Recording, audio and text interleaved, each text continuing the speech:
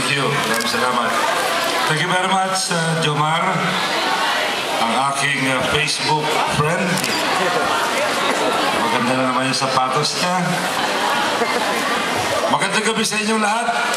At magandang gabi sa inyong presidente ng inyong federasyon ng Barangay San Antonio Urban Poor Federation, Robert Legaspi. Maraming salamat. At nabalitaan ko na binanggit ni Robert yung mga proyekto ko.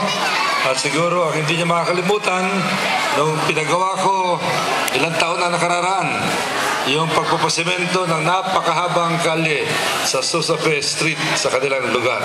Salamat sa inyong pagtulong nung ginagawa itong proyektong ito.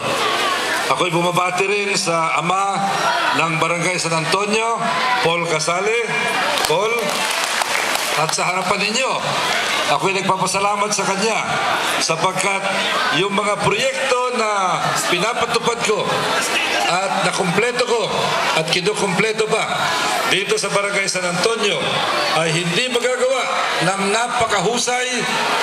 Sa Ingles, sabi nga, smooth and seamless. Hindi magagawa kung hindi na suportahan ng inyong barangay captain Paul Casale, 10 ng kanyang mga kagawad. Maraming salamat, Paul. Binabati ko din andito sa kanina, si Benjo. Ando sa likod, Benjo.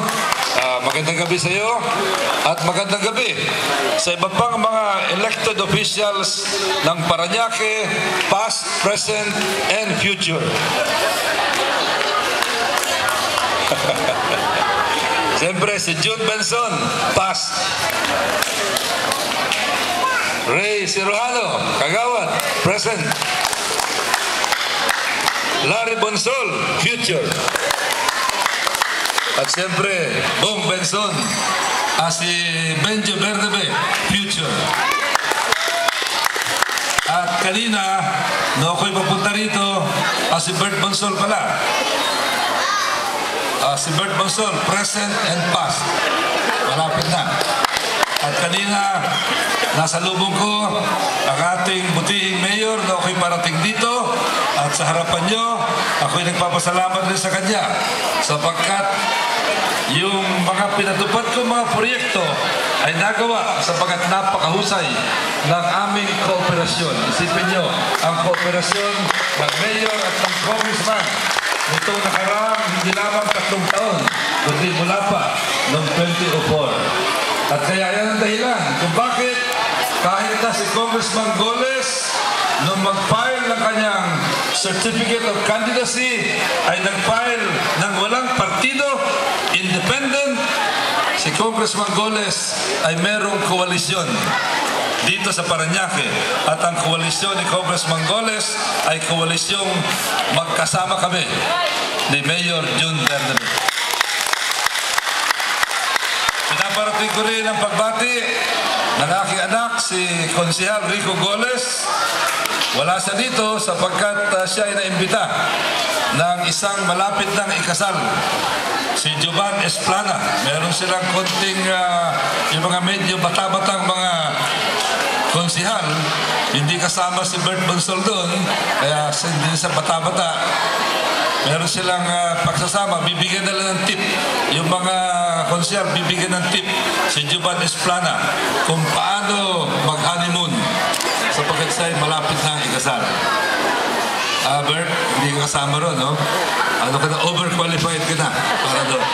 At sa inyong lahat, sa lahat ng mga presidente ng mga iba't ibang mga asosasyon dito sa Barangay San Antonio, magandang gabi sa inyong lahat. Alam nyo, tayo naman ay hindi nagkakaiba. Tayo magkasama sa kalye, hindi lamang dito. Pag ako'y naglalakad, kakasalubong ko kayo. Ano bang oras ng gabi? May okasyon o wala okasyon, alam niya. Nakikita niyo ako na dumadalaw sa inyong lugar. Pag merong sinamang palad na pumalaw, si Congressman Goles, dumadalaw sa inyo. Ano bang oras ng araw o anong oras ng gabi? Nung tayo binaha Marami sa inyong mga lugar ang binaha. Ito nakarang Undoy. Si Congressman Goles dumalaw kagad sa inyo at sinundan nito ng mga relief goods at marami sa inyo tumulong sa distribution ng relief goods. Ako'y nagpapasalamat sa inyo sa pagtulong na ito. Yung Coliseum Project na ngayon ay binabati sa buong 2nd District at napapansin sa buong syudad at napapansin sa buong Metro Manila. Ang Coliseum Project na yan ay nagsimula dito sa Barangay San Antonio sapagkat ang Coliseum number 1 ay Coliseum number 1 sa 4th State Elementary School. Marami sa inyong mga anak nakikinabang sa Coliseum na yan. Ang sumunod dito sa San Antonio Elementary School. Kaya ngayon, para sa inyong mga magulang o kaya yung mga lolo na rito, hindi na kayo mag-aalala na inyong mga anak ay baka nababasa sa ulan pag sila'y pumapasok sapagkat meron ng bubong na nakataklob sa kanila para sila'y maproteksyonan sa ulan kasama ng araw. Tuloy din ang proyekto ni Congressman Goles sa mga eskwelahan. Dito po sa San Antonio Elementary School, halos lahat na ng mga school buildings yan ay proyekto ni Congressman Goles, handog ni Congressman Goles para sa inyong mga magulang at para sa inyong mga anak. Yung maraming kalye, hindi ko nababanggitin, yung Santa Lucia, San Pancracio, yung Lupena na pinakamahabang kalye marahil sa buong Parañaque. Proyekto rin ni Congressman Goles at katulad ng sinabi ko, yan ay hindi matutupad kung hindi nagtutulungan si Congressman Goles, si Barangay Captain Paul Casale, si Mayor Bernabe at ang mga iba't ibang mga asosasyon na nakikinabang dito sa mga proyektong ito.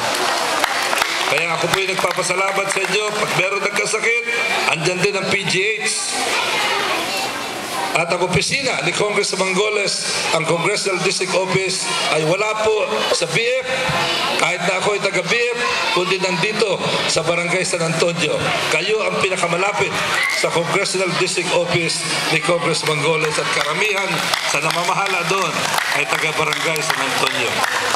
At nais kong sabihin sa inyo, bilang pagbati nitong Paskong ito, alam nyo, itong mga nakaraang mga taon, hindi makakalimutan ni Congressman Goles na kahit na hindi ako taga Barangay San Antonio, ang pangalawang pinakamalaking mayorya ko mula nung ako'y maging congressman noong 92, landslide noong 92, landslide noong 95, landslide noong 98, 2004 at 2007, ang pangalawang pinakamalaking mayorya ko ay dito po sa Barangay San Antonio. At ang mayoryang na yan ay natupad sapagkat ang mga asosasyon na kasama sa inyong federasyon ay sumuporta kay Congressman Goles, kaya malaki po ang utang na loob ko sa inyo. Hindi ko kayo makakalimutan kung hindi sa inyo. Hindi po siguro ako naging congressman ng Parañaque. Maraming salamat po sa inyo lahat. Kaya ako po umaasa na itong patapos na taon, bagamat dumanas ng krisis ang Pilipinas at ang buong mundo, ilang bagyo ang dumaan sa atin. Ako umaasa na kahit paano ay nakaraos kayo, nakikita ko masaya naman kayo, at ako umaasa na ang darating na taon ay magiging maligaya para sa ating lahat. At sa abot po ng aming makakaya, kami na inyong hinalal, gagawin po namin ang lahat na magagawa namin upang ang darating na taong 2010 ay magiging masaya para sa inyong lahat. Tuloy po ang pag-udlad ng